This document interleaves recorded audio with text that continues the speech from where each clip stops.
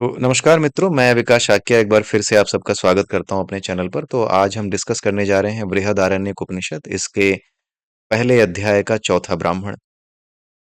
तीसरे ब्राह्मण तक हम डिस्कस कर चुके हैं और ये चौथा ब्राह्मण है जिसका नाम है पुरुष विद ब्राह्मण। ठीक है। तो अभी तक जितने भी ब्राह्मण हमने डिस्कस किए, अभी तक आपको ये एहसास हो गया होगा कि ये सब बड़े ही मेटाफरिक वे में, अलंकारिक भाषा में लिखी गई बातें हैं। इनको समझने के लिए जिस तरह की अंडरस्टैंडिंग चाहिए वो आप हमारे चैनल पे एक और प्लेलिस्ट है जिसका नाम है त्रिपुरा रहस्य, वहां पर अगर आप देखेंगे तो यू विल बी मेस्मराइज्ड कि कितना अलंकारिक वे में इन चीजों को समझाया गया है। हमारे शास्त्रों की भाषा इतनी अलंकारिक क्यों है? तो बहुत ज्यादा अलंकारिक होने का कारण ये है कि पहला तो इसे उन्हीं लोगों की समझ में आना चाहिए जो इस स्तर पे हैं कि उसे समझ सकें। यानी जो इस भाषा को, जो इस लैंग्वेज को और जो इसके पीछे की विधा को, इस तरीके से कोई बात कही जा रही है उसके स्टाइल को समझ सकें कि हाँ, इस स्टाइल में ये बात कही जाती है और उसका ये मतलब है। उस बुद्धि के स्तर पर आ सकें तभी वो समझे। पहली चीज तो ये है, यानी कि उपयुक्त व्यक्ति ही इसे समझ पाए।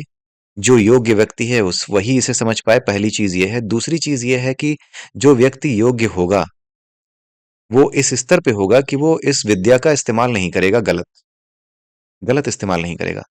क्योंकि अगर इसको सीधा कह दिया जाए तो जो इस लेवल का व्यक्ति है जिसकी बुद्धि खराब है, जो लोगों का नुकसान करना, जो सीधी बात जानता है कि मेरा नुकसान होगा तभी दूसरे का फायदा होगा और मेरा फायदा होगा तभी दूसरे का नुकसान होगा, जो इस विचार के साथ जीता है, राइट, जब तक मैं दूसरे को हटाऊंगा नहीं तब तक मैं आऊंगा नहीं, इस विचार के साथ, ये वामपंथियों का विचार है नॉर्मली। तो जो सर्वे भवन्तु सुखिनः के विचार के साथ नहीं जीता है उसे ये ज्ञान होना भी नहीं चाहिए। क्योंकि अगर उसे हो गया, सीधी भाषा में उसे समझ में आ गया कि क्या कहा जा रहा है, तो वो इस विद्या का इस्तेमाल, इस ज्ञान का इस्तेमाल नुकसान करने के लिए ही करेगा, समाज का अहित करने के लिए ही करेगा। इसलिए ये उपनिषद, ये केवल जो अ, व्यक्ति हैं ऐसे जो कि इस भाषा को समझ सकते हैं, जो इस स्टाइल को समझ सकते हैं, जो उस स्तर पे आ चुके हैं समझ के, केवल वही समझ सकते हैं, क्योंकि उन्हें ही ये भाषा समझ में आएगी। बाकी इसका नुकसान ही करेंगे। तो आइए देखते हैं इसमें पुरुष विद ब्राह्मण में क्या बताया गया है। पहले से लेकर 5वें श्लोक तक हम डिस्कस करेंगे पुरुष विद ब्राह्मण का आज। ये पहले चैप्टर का ही पार्ट है, इसका चौथा ब्राह्मण है। इसमें यह बताया गया है कि आरंभ में पुरुषाकार आत्मा ही था। ये जो पूरा विश्व है ना, विश्व का मतलब है ये पूरी की पूरी सृष्टि, केवल और केवल अर्थ नहीं, ये पूरी सृष्टि जहां तक भी फैली है, जहां तक हम देख पाते हैं, जहां तक हम नहीं देख पाते हैं, वहां तक ये पूरी सृष्टि एक पुरुष के आकार की आत्मा ही थी। राइट। एक मेटाफरिक वे है कहने का कि ये भी एक पुरुष ही था। चारों ओर उसने देखा कि मैं ही मैं हूं। परमात्मा के बारे में बताया जाता है कि हर कण में व्याप्त है। तो वही चीज है कि जो परमात्मा से जो पुरुषाकार आत्मा निकली, उसने देखा कि चारों ओर तो मैं ही मैं हूं। यानी परमात्मा से जो ऊर्जा तरंग, परमात्मा क्या है? एक ऊर्जा की तरंग है। वो एक कॉन्सियसनेस है, एक एनर्जी वेव है। उस एनर्जी वेव से एक जो अलग एनर्जी वेव निकली जिसे आत्मा कहा जाता है, राइट। वो जो एनर्जी वेव है वही परमात्मा, आत्मा एक ही है। बस एक तरीके से आप ये समझ सकते हैं कि आग और चिंगारी का संबंध है। आग परमात्मा है तो चिंगारी आत्मा है, राइट। तो ये जो चिंगारी है, ये एक तरीके से वही आग लगाने की क्षमता रखती है। तो कुल मिलाकर के आत्मा ही परमात्मा के स्तर पर है। ये वही ऊर्जा है जो परमात्मा कही जाती है, उसी को आत्मा भी कहा जाता है। तो शुरुआत में वो पुरुष की तरह ही था, जैसे हम होते हैं ना, हम और आप होते हैं। मतलब उसमें वही क्षमता थी जो हमारे अंदर है। तभी हमारे अंदर वो क्षमता है। सर मैं उल्टा बोल रहा हूँ। हमारे अंदर पुरुष होने, हमारे अंदर एक पुरुष की तरह, स्त्री की तरह जो क्षमताएं हैं, एक मनुष्य की तरह जो क्षमताएं हैं, वो उस ऊर्जा में भी थी, राइट। बस उस ऊर्जा का कोई शरीर नहीं था, वो अकेला ही था, पुरुषाकार आत्मा था। और उसके अंदर पुरुष के, यानी कि पुरुष और महिला, मतलब स्त्री और पुरुष दोनों को पैदा करने के गुण थे। यहाँ पर पुरुष की बजाय मैं मेल और फीमेल कहना ज्यादा पसंद करूंगा, क्योंकि पुरुष से दोनों का बोध होता है। महिला और पुरुष दोनों को ही पुरुष के अंदर गिना जाता है। क्योंकि पुरुष कोई शरीर नहीं है, पुरुष वो चेतना है जो कि अपने भीतर सारे बीज रखती है, एक मनुष्य की तरह पैदा होने के, एक जीव की तरह पैदा होने के, उसे पुरुष कहा जाता है। पुरुष का संबंध लिंग से नहीं है, सेक्सुअल ऑर्गन से इसको डिसाइड नहीं किया जाता कि कोई पुरुष है या स्त्री है। यहाँ पर जो पुरुष की बात की जा रही है वो विशुद्ध ऊर्जा है, जो पुरुष के रूप में भी, यानी कि मेल के फॉर्म में भी प्रकट हो सकती है और फीमेल के फॉर्म में भी प्रकट हो सकती है। तो यहाँ पर यह बताया गया कि उसने, इसने, उस पुरुषाकार आत्मा ने, यानी उस एनर्जी वेव ने चारों तरफ ये देखा कि चारों तरफ तो मैं ही मैं हूं। इसलिए उसने स्वयं को अहम जाना, राइट। उसने ये जाना कि चारों तरफ मैं ही मैं हूं। उसके बाद ऐसा नहीं है कि वो ऊर्जा बोल रही है कि मैं ही हूं, ये केवल एक कहानी के रूप में, एक मेटाफरिक वे में समझाने के लिए कि वही एक एनर्जी थी। उस एनर्जी से दूसरी एनर्जीज पैदा होती चली गई। तो जब वो अकेला होता है कोई व्यक्ति तो कैसा सोचता है, जैसा वो सोचता है वैसा ही यहाँ पर लिखा गया है, ताकि आप रिलेट कर पाएं, एक मेटाफरिक स्टोरी के माध्यम से जान पाएं। जैसे हिरन कौवा और चूहा की स्टोरी थी ना, उसमें हिरन कौवा और चूहा आपस में बात थोड़ी कर सकते हैं। आपको क्या लगता है हिरन कौवा और चूहा आपस में ऐसे बात कर सकते हैं जैसे हम और आप एक दूसरे की बात समझ सकते हैं? क्या अपनी भाषा को दूसरा समझा सकता है? नहीं। लेकिन एक मेटाफरिक वे में दोस्ती के महत्व को समझाने के लिए हिरन कौवे और चूहे की कहानी में उनको आपस में बातचीत करते, आपस में कोऑर्डिनेट करते दिखाया गया है। उसी तरीके से यहाँ पर भी उस एनर्जी को इस तरीके से, वो अगर एक पर्सोनिफिकेशन किया जाए तो एक पर्सन की तरह वो एनर्जी कैसा सोचती होगी, उसकी बात यहाँ की जा रही है, सो दैट आप अलंकारिक वे में, एक मेटाफरिक वे में इसको इंटरेस्टिंग कहानी के माध्यम से समझ सकें। राइट। तो उसको, उसने ये देखा कि चारों तरफ मैं हूं, अतः उसने अपने आप को अहम जाना, यानी सब कुछ मैं ही हूं। हम ब्रह्मास्मि, मैं ही सब कुछ हूँ। पुरुष, पुरुष किसको कहते हैं? जिसने पापों को जला दिया हो, यानी जिसका अंतःकरण शुद्ध हो। जब कोई बात करता है पुरुष की, जीव की, तो उसके 5 कोष होते हैं, 4 और 5। ठीक है, पांचवा कोष होता है बाहर का शरीर। अंदर के 4 कोषों में एक होता है प्राणमय कोष, दूसरा होता है मनोमय कोष, तीसरा होता है आपका ज्ञानमय कोष, और सबसे अंदर वाला होता है आनंदमय कोष। बाहर के कोष को अगर आप निकाल दें, हटा दें, तो भीतर के जो 4 कोष हैं जो दिखाई नहीं देते, उन 4 कोषों को हम क्या कहते हैं? पुरुष कहते हैं। वो जीवात्मा है। ठीक है। और ये बिल्कुल शुद्ध होता है जब ये पदार्थ के साथ संयोग करता है, जब ये मैटर बनता है और मैटर के साथ रिएक्शन करना शुरू करता है, तो उसके बाद जब उस मैटर से अटैच होना शुरू करता है, तो इसके अंदर जो आपका ये मनोमय कोश है ना, इस मनोमय कोश में चार्ज एक्युमुलेशन होने लगता है, जिसको वासना कहते हैं। शास्त्रों की भाषा में उसे वासना कहते हैं, विज्ञान की भाषा में उसे नेगेटिव चार्ज एक्युमुलेशन कह सकते हैं। राइट। समझने के लिए है। राइट। ये चीज को समझने के लिए कि कैसे हमारे भीतर परिवर्तन होता है, कैसे हमारी फ्रीक्वेंसी चेंज होती है, उसके बारे में यहां बताया जा रहा है। जिसने पापों को जला दिया, यानी कि जिसके अंतःकरण में, जो कि आपके मनोमय कोष से जुड़ा होता है, उसमें कोई वासना का बीज ना हो, जो बिल्कुल शुद्ध हो, उसे क्या कहा जाता है? उसे ही पुरुष कहा जाता है। ठीक है, ये बताया गया है यहाँ पर। जब वह अकेला था तो वह भयभीत हुआ। जैसे कोई एनर्जी हो और वो एनर्जी आवाज कर रही हो, जैसे कि करंट हो, वो करंट अपने आप में आवाज कर रहा हो। राइट। भयभीत हुआ। तो बिल्कुल हमारे और आपके लेवल पर इस चीज को बता करके कि कैसा एक अकेला मनुष्य फील करेगा, उसके आधार पर बता करके थोड़ा सा इसको समझाने की कोशिश की जा रही है, ताकि आप इमेजिन कर सको। राइट। वो भयभीत हुआ, यानी कि उसमें काफी तेजी से कंपन हुआ, उसमें काफी तेजी से वाइब्रेशन हुआ। राइट। तो उसने ये सोचा कि मैं भयभीत क्यों हूं? मैं तो अकेला हूं। जब मैं अकेला हूं तो मुझे डरने की क्या जरूरत है? क्योंकि डर तो जब दूसरा होता है तब होता है। अगर सब कुछ मैं ही मैं हूं तो मुझे डरने की क्या आवश्यकता है? अगर पूरी दुनिया में अगर आप एक अकेले इंसान हो, तो भी एक आपको अनजाना डर लगेगा। लगेगा। वही बात यहां पर हो रही है, ताकि आप कनेक्ट कर पाए। राइट। सो दैट उस एनर्जी के प्रारूप को, उस परमात्मा के रूप को, उसकी प्रकृति को आप समझ पाए। तो जैसे हम, अगर इस संसार में कोई ना हो, अकेले हो, किसी से डर नहीं है, फिर भी आपको डर लगेगा। लगेगा ही लगेगा। राइट। तो वही चीज यहां बताई गई है कि वो एनर्जी अकेली थी, लेकिन वो एनर्जी क्या थी? भयभीत थी, यानी कि काफी ज्यादा तेजी से वाइब्रेशन उसके अंदर हो रही थी। भय तो दूसरों से होता है, तो उसने सोचा कि मुझे भयभीत नहीं होना चाहिए, तो वाइब्रेशन धीरे धीरे शांत हुआ। जब वो शांत हुआ तो उसने देखा कि मैं तो अकेला हूं, देयर इज नो वन। तो जब कोई अकेला होता है तो वो प्रसन्न नहीं होता। अगर आप समझ जाओ कि अगर आप अकेले हो किसी भी जगह पे, मान लीजिए आपको किसी सब स्टेशन पर, किसी सब स्टेशन पर आपको ड्यूटी मिल जाए, या फिर कहीं अकेले आपको रहने की ड्यूटी मिल जाए, तो आप ज्यादा खुश नहीं होंगे उस जगह पे, क्योंकि आपको दूसरा चाहिए जिससे आप बात कर सको। राइट। तो वो अकेला होकर के खुश नहीं था। तो अगर आप अकेले होकर खुश नहीं होंगे, तो आप क्या करेंगे? कुछ ना कुछ अपने लिए बना लेंगे। जैसे अगल बगल कोई कुत्ता घूम रहा होगा, पिल्ला घूम रहा होगा, उसे पाल लेंगे, उसे अपने पास बिठा लेंगे, चल बैठ, उसको खिलाएंगे, उसको पिलाएंगे, उसका भी ध्यान रखेंगे, तो आपको प्रसन्नता होगी। राइट।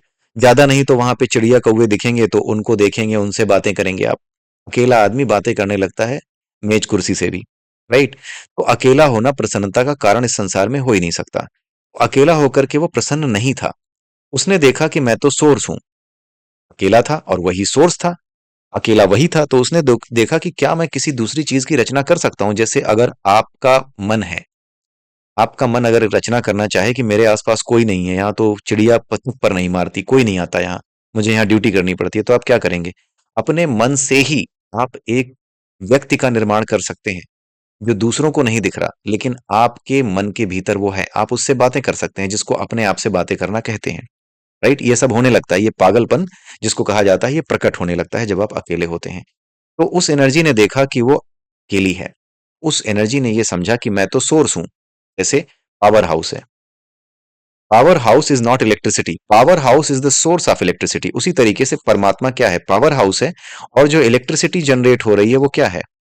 वो वो शक्ति है जिससे कि अलग अलग रूपों में वही इलेक्ट्रिसिटी अलग अलग रूपों में, जैसे कहीं फ्रिज के रूप में, कहीं पंखे के रूप में प्रकट है। पावर हाउस परमात्मा है और जो इलेक्ट्रिसिटी जो कि अलग अलग रूपों में प्रकट हो रही है वो इलेक्ट्रिसिटी है। तो उसने क्या किया? उस एनर्जी ने ये देखा कि मैं ही सोर्स हूं, तो उसने क्या किया? इलेक्ट्रिसिटी यानी कि अपने से अलग शक्ति को प्रकट किया। राइट? यानी कि अब जो एनर्जी थी, एक निश्चित समय आने के बाद वो एनर्जी एक अलग लेवल पर आकर के एक नई वेव को पैदा करने लगी। उसने एक नई वेव जनरेट की। वो तो अपने आप में सोर्स थी ही, लेकिन उसने अब नई वेव जनरेट करना शुरू की। ये वो स्थिति है जहां पे गॉड पार्टिकल में क्या होता है? विस्फोट होता है। राइट? विस्फोट होकर के दोनों तरफ तरंगे चलना शुरू होती हैं, जिसको बिग बैंग कहता है आज का विज्ञान। ये हमारे यहाँ पहले ही बताया हुआ है। अगर आप द होली साइंस पढ़ेंगे, द होली साइंस जो है, बिग बैंग की थ्योरी तो पता नहीं कब दी गई है। द होली साइंस अगर आप देखें, निश्चित रूप से अभी जल्दी का ही कॉन्सेप्ट है ये। होली साइंस अगर आप पढ़ें, जो कि 1893 में लिखी गई थी, मतलब उस समय जब इलेक्ट्रॉन की भी खोज नहीं हुई थी, तब द होली साइंस हमारे जो भारतीय विद्वान है जिनका नाम है श्री युक्तेश्वर गिरी जी, उन्होंने इसको लिखा, द होली साइंस को। उसमें उन्होंने ये बात क्लियर बताई है कि वह एक था और उसमें वाइब्रेशन शुरू हुआ, एक तरंग दाईं ओर चली और एक तरंग बाईं ओर चली। ठीक है? जो बाईं दाईं ओर चली उससे अपरा जगत का निर्माण हुआ जिसमें हम रहते हैं। तो ये जो दूसरी तरंग चली अपरा की ओर ना, इसी को क्या कहा गया? इलेक्ट्रिसिटी। यानी कि इसी को अपरा की शक्ति कहा गया, जिससे सारी चीजें, यानी वो तरंग जिससे सारी चीजें प्रकट होंगी। यानी आप इसकी तुलना उस बिजली से कर सकते हैं, इसकी तुलना आप पावर हाउस से कर सकते हैं परमात्मा की। और जो आगे अपरा की तरंगे चल रही हैं उसकी तुलना आप बिजली से कर सकते हैं, इलेक्ट्रिक वेव से कर सकते हैं, जो अब अलग अलग रूपों में प्रकट होने को तैयार है। जैसे इलेक्ट्रिसिटी आपके घर आती है, तो एक कनेक्शन आपके घर दे दिया जाता है। अब चाहे आप उसको मैनिफेस्ट करें पंखे के रूप में, लाइट के रूप में, किसी भी रूप में मैनिफेस्ट करें, तो ये सारी चीजें शुरू हो जाती हैं। ठीक है? तो वैसे ही यहां पर क्या हुआ? वो सोर्स था, उसने शक्ति को प्रकट किया। और शक्ति को प्रकट किया तो वो शक्ति क्या थी? वो अपोजिट सेक्स वाली थी। यानी कि एक ऐसी प्रकृति थी उसकी, यानी अपने से अपोजिट नेचर वाली चीज को पैदा किया, यानी अपने से अपोजिट नेचर वाली वेव को पैदा किया। अपने से अपोजिट नेचर वाली वेव को पैदा करने का क्या मतलब है? वो जो वेव है जिसे परमात्मा कहते हैं, वो वेव अपने आप में कंप्लीट है। वो कुछ भी अलग से प्रकट नहीं करती, वो एक ही है। लेकिन उसने क्या किया कि अपोजिट सेक्स वाली वेव पैदा कर दी, जिसे शक्ति कहते हैं। यानी अपोजिट नेचर वाली वेव पैदा कर दी, जिसे शक्ति कहते हैं। अपोजिट नेचर वाले होने का मतलब क्या है? कि वो तो अकेला था, लेकिन जो उसने प्रकट किया वो अकेला नहीं रह सकता था, वो कई एनर्जी वेव्स में प्रकट होने लगी। राइट? वो अपने आप को बांटने लगी, अपने आप को फैलाने लगी अलग अलग एनर्जी वेव्स के फॉर्म में। यानी परमात्मा तो एक ही वेव के रूप में रहता है, लेकिन उसने जो प्रकट किया वो बिल्कुल अपने से उल्टा प्रकट किया, अपने से उल्टे नेचर का, जो कि कई रूपों में प्रकट कर सकती है चीजों को। राइट? जब उसने कई रूपों में प्रकट किया, तो वही जो है उसी अनुसार वो एक रॉ मटेरियल बन गया। ये शक्ति जो है, इसी ने रॉ मटेरियल का निर्माण किया, क्योंकि एनर्जी ही मैटर में कन्वर्ट होती है। तो एनर्जी ही रॉ मैटर में कन्वर्ट होने लगी और उसी से तरह तरह के जीव उत्पन्न होने लगे। और जिनको कि 84 लाख योनियों की बात जो की जाती है, ये वही है। तो 84 लाख प्रकार की जो तरंगे हैं उनका निर्माण हुआ। ठीक है? अब आगे देखते हैं। ये कहानी है, कहानी के माध्यम से समझाया गया है एनर्जी के स्वरूप को, ये एनर्जी काम कैसे करती है। यानी उस एनर्जी की वेव से जो इधर वाली एनर्जी वेव चलना शुरू हुई, इस वेव की खासियत ये है कि ये अपने आप में कई रूपों में प्रकट कर सकती है। लेकिन ये वाली वेव स्थिर है, एक जैसी है, इसमें एक जैसी फ्रिक्वेंसी है, एक जैसा वाइब्रेशन है, इसमें कुछ भी अलग नहीं होता, न इसमें कुछ बदलता है। यहाँ लगातार सब कुछ बदलता रहता है। ठीक है? तो जो कुछ भी प्रकट हुआ, ये प्रकट होने के बाद तरह तरह के जीवों को, यानी कि अलग अलग फॉर्म में मैनिफेस्ट होने लगा। ठीक है? यहाँ पर यह बताया गया है कि जो एनर्जी प्रकट हुई, उसने देखा, यानी जो शक्ति प्रकट हुई, उसने देखा कि जो मुझे प्रकट करने वाला है, वो मेरे साथ ही जुड़ना चाहता है। राइट? मेरे साथ ही जुड़ना चाहता है। मेरा प्रकट करने वाला, यानी मेरा पिता ही मुझसे क्या करना चाहता है? समागम करना चाहता है। आई रिपीट, मेरा पिता, यानी कि जिस एनर्जी ने मुझ एनर्जी वेव को पैदा किया है, वही एनर्जी वेव मेरे से जुड़ करके एक नए रूप को जन्म देना चाहता है। क्योंकि बिना परा के अपरा में मिलाए, अगर आप भगवत गीता पढ़ेंगे तो वहां ही बताया गया है कि परा को अपरा में जब मिलाया जाता है, मिक्स किया जाता है, तब जाकर के तरह तरह के जीवों का या तरह तरह की एनर्जी वेव्स का निर्माण होता है, जो तरह तरह के रूपों में मैनिफेस्ट होती हैं, तरह तरह के पदार्थों में मैनिफेस्ट होती है। तो यहाँ पर जो प्रकट करने वाला है, उसने देखा कि जो मुझे प्रकट करने वाला है वही मुझे मेरे साथ रिएक्शन करना चाहता है, राइट? तो उसने देखा कि जो मुझे प्रकट करने वाला है वो मुझसे रिएक्शन क्यों करना चाहता है, राइट? यानी वो एनर्जी वेव कमजोर थी, तो वो एनर्जी वेव भागी, और भाग के पहले कहाँ छुप गई, ये कहानी है, बस कहानी की तरह सुनिए।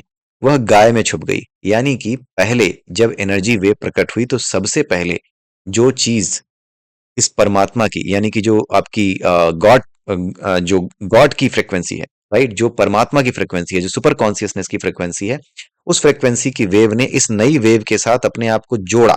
जब जोड़ा तो सबसे पहले कौन पैदा हुआ, गाय पैदा हुई। इसी बात को ये लिखा गया है कि पैदा करने वाला ही जिस चीज को पैदा कर रहा है उसी के साथ रिएक्शन कर रहा है। यही बताया गया है कि यह मेरा पिता होकर के भी मेरे साथ समागम करने की कोशिश क्यों करता है। इसी बात को जो गधे वामपंथी हैं ये समझ नहीं पाते। उनको ये लगता है कि भाई जिसने पैदा किया उसने ही अपनी बेटी के साथ संयोग किया। उनसे अगर ये पूछो कि अगर बेटी है तो माता कौन है जरा बताओ, तो उसका आंसर उनके पास नहीं होगा। भाई बेटी है तो माँ भी होगी। तो ये एक मेटाफरिक वे है बातों को कहने का, जिसको ये वामपंथी गधे समझते नहीं, और हिंदू धर्म को बदनाम करने के लिए उनके पास एक अच्छा खासा मसाला मिल जाता है, और आप उन्हें जवाब देते नहीं। अब उनके मुंह पर दे करके मारिए ये जवाब कि इसका क्या मतलब है। उनसे कहिए कि अगर तुम्हें भाषा समझ में नहीं आती शास्त्रों की तो तुम बकवास ना किया करो, राइट? क्योंकि काफी नुकसान ये लोग सनातन धर्म का कर चुके, और काफी भ्रम ये फैला चुके। लेकिन इस सत्य को सामने रखना अब जरूरी है कि क्या मतलब है इसका, राइट? एक वेव है, गॉड पार्टिकल है, उसने नई वेव्स को जनरेट किया है। जो नई वेव्स जनरेट की हैं वो इस तरीके की हैं कि लगातार अपने आप को बांट रही है, लगातार अपने आप को तोड़ रही है। बिकॉज ये जो वेव है ना, ये लाइट वेव है। एक नेचर के एक लेवल के बाद जाकर के ये लाइट वेव में कन्वर्ट होती है, और लाइट वेव दो तरीके से काम करती है, लाइट की वेव की तरह भी और पार्टिकल की तरह भी। इन पार्टिकल्स की भी अपनी एक अलग फ्रिक्वेंसी है, अलग अपनी इनकी एक चाल है, राइट? ये फोटॉन्स जिनको हम साइंस में कहते हैं, यही फोटॉन्स ही हर कण में व्याप्त हैं, राइट? तो ये जो पिता है, यानी कि जो मेन वेव है जिससे बाकी वेव्स जनरेट हुई हैं, ये मेन वेव उन वेव्स के साथ हमेशा संयुक्त होता रहता है, और हो करके क्या करता है, वो अलग अलग रूपों में व्यक्त होता रहता है, राइट? उसी की वजह से, उसी परमात्मा की वजह से, उसी परम ऊर्जा की वजह से ही ये सारे जीव प्रकट होते हैं। इसी को ये कहा गया है कि हाँ, पिता होकर के भी वो मुझसे समागम क्यों करता है। अब यहाँ पर आपको समझ में आया होगा कि ये एनर्जी का प्रारूप है। उसके बाद घोड़ी, फिर गधी, फिर बकरी, फिर भेड़, इसी प्रकार जितने चींटी तक के जितने जीव हैं वो सब पैदा हुए। यानी सबसे पहले जो मटेरियल बना या जो योनि बनी वो थी गाय की, as per Brihadaranyaka Upanishad, right? अब अभी अगर मैंने इसको सही समझा है और जो कुछ यहाँ लिखा है उसके हिसाब से यहाँ पे यही समझ में आता है। और मैं आपको दिखा दूं, मैं जिस बुक से रेफर कर रहा हूँ वहां पर भी ये चीज क्लियरली मेंशन की गई है। एक ही विराट पुरुष से स्त्री पुरुष की उत्पत्ति दिखलाकर यह बताने का प्रयास किया गया है कि जो भाग नारी था वह गाय, घोड़ी, बकरी इत्यादि नारी स्वरूपों में प्रकट होता चला गया था, नर भाग सांड, घोड़ा, बकरा इत्यादि नर रूपों में प्रकट होता चला गया। यह केवल सृष्टि की उत्पत्ति के वर्णन का एक रोचक अलंकारिक रूप है, इसके अलावा कुछ नहीं है। ठीक है? तो इसी के साथ ये वीडियो मैं यहीं समाप्त करता हूँ। अगले वीडियो में फिर मिलेंगे। तब तक के लिए जय सिया राम, जय श्री कृष्णा, जय श्री राधे, ओम नमः शिवाय।